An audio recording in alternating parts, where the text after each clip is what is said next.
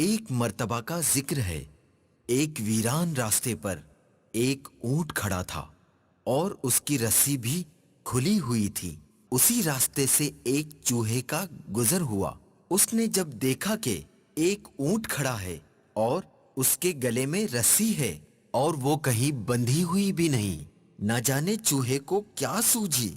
چوہا بڑے فخر سے آگے بڑھا اور اونٹ کی رسی اٹھا لی۔ اب منظر کچھ ایسا تھا کہ چوہا رسی اپنے منہ میں تھامے آگے آگے اور اونٹ چوہے کے پیچھے پیچھے۔ چوہے کی چال ڈھال میں بڑا تکبر تھا۔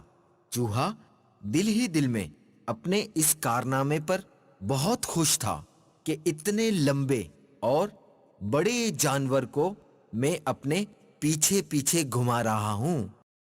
ہاں ہاں ہاں ہاں، دیکھا، اتنے لمبے اور بڑے جانور کو میں اپنے پیچھے پیچھے گھما رہا ہوں۔ اونٹ سمجھ گیا،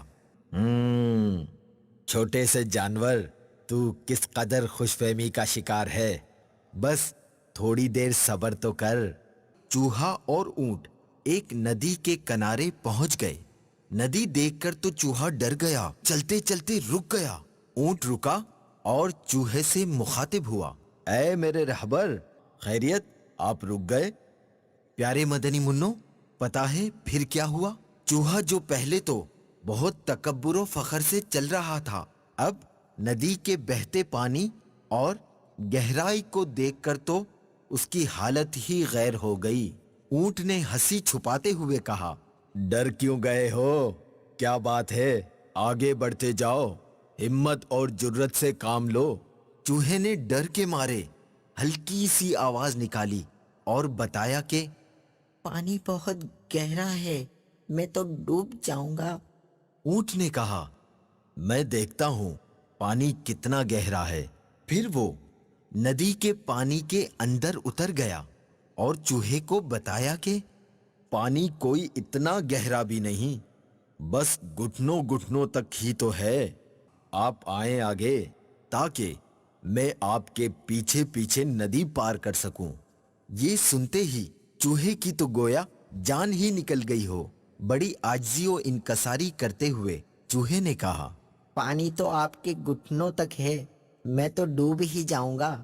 چوہا سمجھ چکا تھا کہ وہ جس بات پر غرور و تکبر کر رہا تھا یا وہ جس خوش فہمی میں تھا وہ درست نہ تھی۔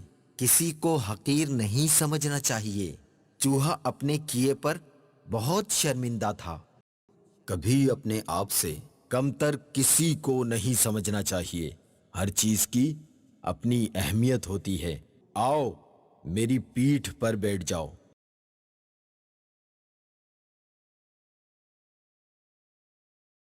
چوہے کی یہ حالت دیکھ کر اونٹ نے چوہے کو اپنی کوہان پر بٹھا لیا اور ندی پار کرا دی۔ پیارے مدنی منو، دیکھا، جو دوسروں کو حقیر سمجھتے ہیں انہیں شرمندگی کا سامنا کرنا پڑتا ہے۔ ہمیں چاہیے کہ ہم کسی کو حقیر نہ جانیں۔